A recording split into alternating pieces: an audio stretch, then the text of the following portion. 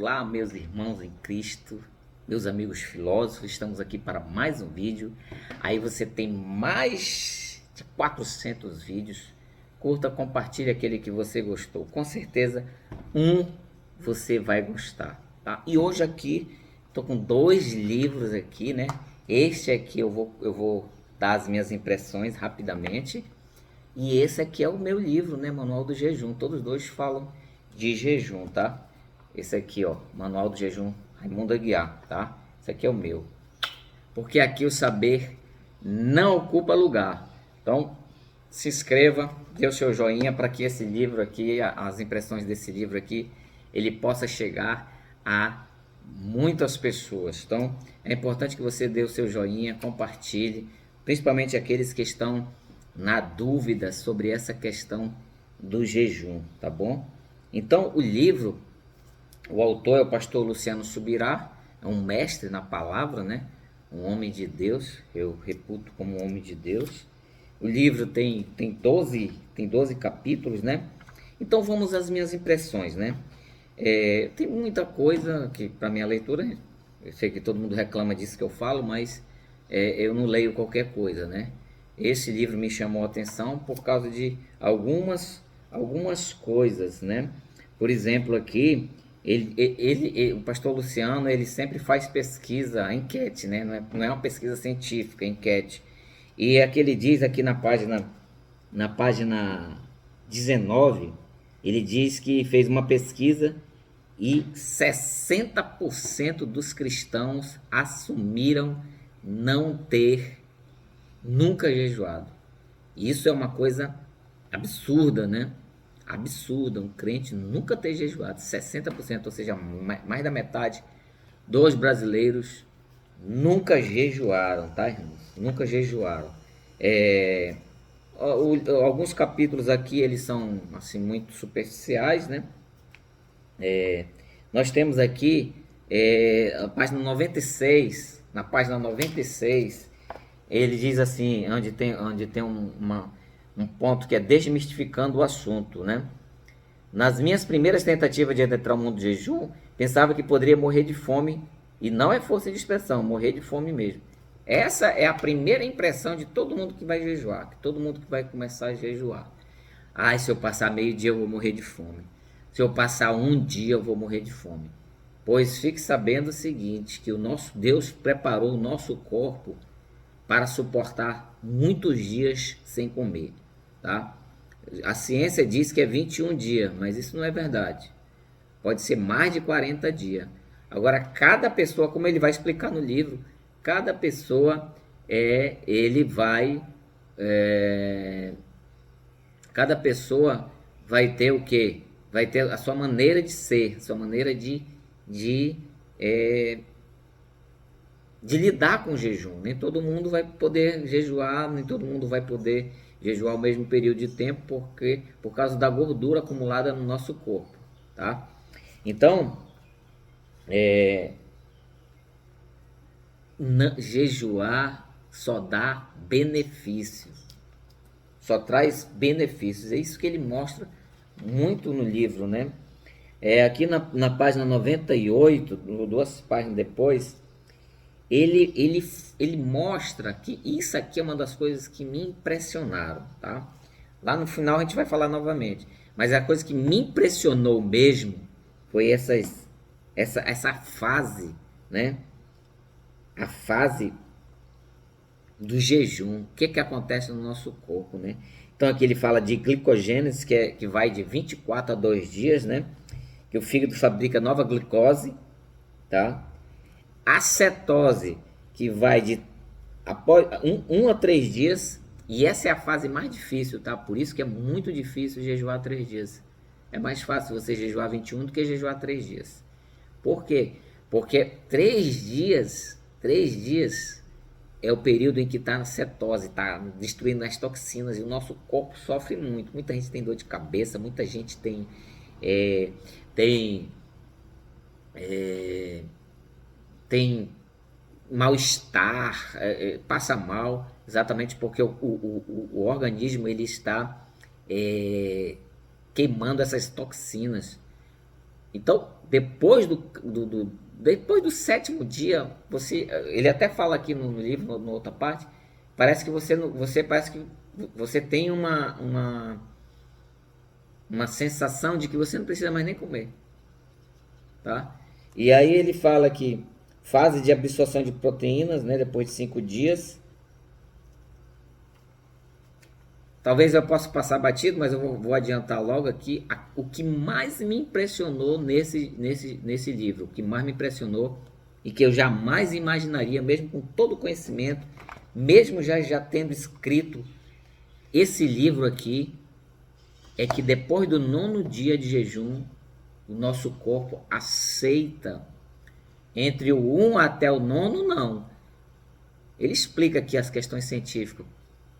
Mas depois do dia 8, depois do dia 9, o nosso corpo ele precisa de movimentos. Então, ele conta, em outra parte do livro, que ele fazia musculação e aumentava a carga ainda. Ele fez nesse último jejum que ele conta no livro, que ele deve ter feito outro já, de 40 dias, né? Ele conta que ele aumentou a carga dele, aumentou a carga da academia, até o 40º dia, 39º, se eu não estou enganado. Então, é uma coisa absurda para mim, mesmo eu sendo filósofo, mesmo, uma coisa assim, que me deixou mais espantado nesse livro, foi exatamente isso, tá? Tem mais coisas aqui que eu marquei para falar do livro, né? Os tipos de jejum. Nesse meu livro aqui, eu faço algumas classificações de jejum. Claro que não está igual a dele, né? Impossível ser. Mas aqui ele fala de um jejum, dos 3 tipos de jejum: jejum total, jejum normal, jejum parcial, né? No meu livro eu falo do jejum intercalado. Então tem pequenas diferenças que eu mesmo coloquei, né?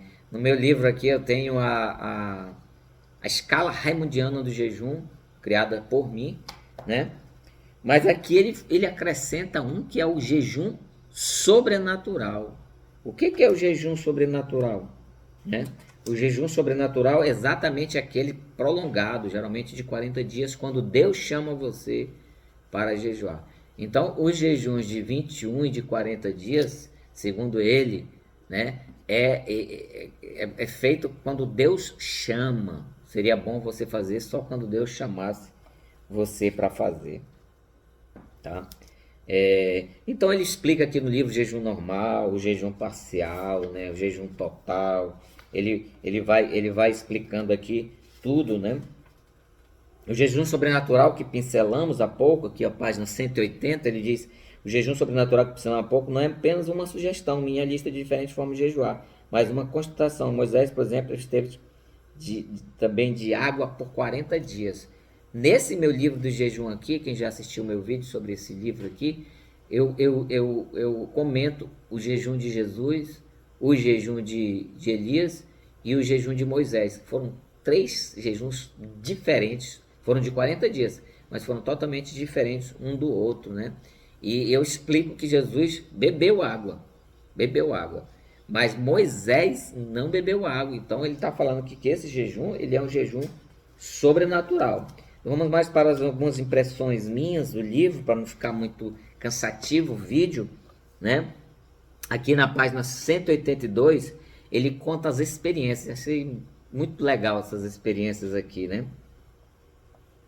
Ele conta que um amigo dele aqui, pelo jeito é brasileiro, né? O Gustavo Bessa, jejuou 40 dias e ele sonhou no 38º dia que um anjo lhe servia comida, tá? Um anjo lhe servia comida. E quando ele comeu aquela comida, né? Aqui ele sentiu extraordinariamente forte, né? E ele fala aqui na linha aqui: outro fator serviu de sinal de que aquela refeição havia sido mais do que um simples sonho. Ele foi ao banheiro e evacuou. Então foi uma coisa sobrenatural, né? Foi uma coisa sobrenatural, porque a gente sabe. Eu jejuei, não tenho tanta autoridade para ter escrito esse livro, porque o máximo que eu jejuei foi 3 dias. Mas quando a gente jejua, no meu caso, que eu não como muito, não sou aquela pessoa que come muito, a minha alimentação é bem balanceada, bem pouquinha mesmo, não como muito, né? Mas depois de um dia você não tem nada mais depois de um dia, se você passar um dia sem comer, praticamente não tem mais nada. Agora imagine 38 dias sem comer nada, você não tem nada para expelir. Mas ele foi ao banheiro e evacuou um monte de coisa. Então foi um jejum sobrenatural. E essa experiência que esse homem teve, né? Esse homem, Gustavo Bessa, que é amigo dele, teve, tá? Aqui ele fala do tempo do jejum, né? O maior tempo de jejum, embora a Bíblia fale apenas de 40 dias, mas ele diz aqui no livro que isso não implica que mais pessoas possam jejuar mais tempo, né? Eu tinha lido um livro de um chinês que passou na cortina de ferro que a gente chamava, né? Aqueles países comunistas. Então ele ficou 62 dias sem comer. Mas aqui mais um espanto do livro, né? Que na página 189, né? Foi no Guinness Book de 1971. Então o Guinness Book não tem nada de evangélico, de nada, é coisa comprovada mesmo, né? Quem sabe disso, que o Guinness Book tem especialista para comprovar se é verdade mesmo. E um homem ficou 382 dias sem comer. Não é aquela pessoa que fica sem luz, tá? Que come só luz, é outro caso, tá? Então, ele tá. Agora, por que ele conseguiu jejuar? Porque ele tinha mais de 200 quilos. E antes que eu esqueça também, aqui tem uma coisa muito importante no livro, que ele fala que é a fome. Quando Jesus teve fome, não é que Jesus estava com vontade de comer.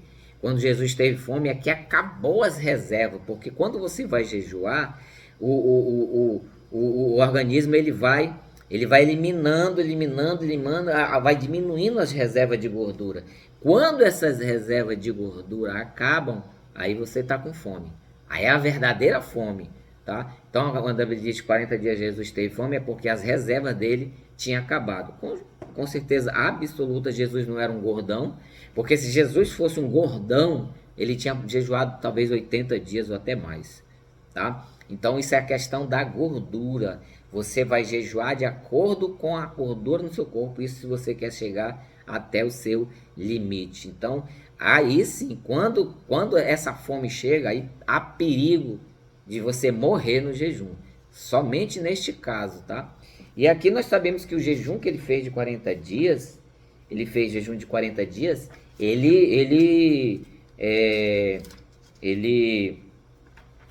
teve acompanhamento médico, né? Ele teve acompanhamento médico. E aqui na página 248, e que eu preciso ler mais esse homem, que é o cientista japonês Yoshinori Oshumi. Quer dizer, esse médico que acompanha o pastor Luciano é discípulo desse Yoshuri Oshumi e de um soviético também, de um russo também, que são os dois maiores especialistas no mundo sobre jejum. E eles falam exatamente sobre essa questão que eles estão comentando aqui, tá? Da questão que o homem que não tem perigo no jejum, que não tem nada, excetuando-se em dois casos, ele fala aqui, né? O diabético, tipo não sei o que, e tem mais outro lá que não pode jejuar. O resto, todo mundo pode jejuar. Todo mundo, ele fala que até as grávidas podem jejuar no período até de 24 horas. Apenas as lactantes. Tem alguns casos bem específicos aqui que não pode jejuar porque pode prejudicar alguma coisa. Então o jejum é uma coisa muito interessante, né? E esse médico Yoshinori, e tem o outro russo que não está aqui no livro, mas eu vi uma entrevista deles dois, ele e o médico dele, eles falaram o nome do russo, mas eu não sei qual, não lembro aqui o nome do russo, mas são duas pessoas que precisam ser estudadas, tá? Então isso é uma coisa estupenda mesmo, essa questão do livro, a cultura do jejum, tá bom? Esse foi o vídeo, que Deus abençoe a todos e até o próximo livro.